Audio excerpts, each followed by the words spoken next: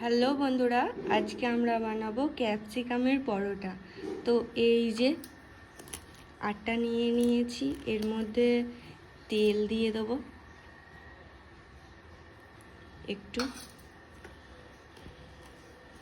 এবার আটাটাকে ভালো করে তেলের সাথে মাখিয়ে নেব। লবণও একটু দেওয়া আছে, ভালো করে মাখিয়ে নেব। এই যে দেখছো, আমাদের আটার মধ্যে তেল দেওয়ার পর মাখছিলাম ময়দাটা, তো ভালো করে মেশানো হয়ে গেছে তেলটা।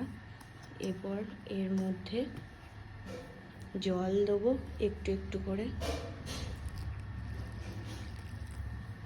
আটাটাকে মেখে নেব।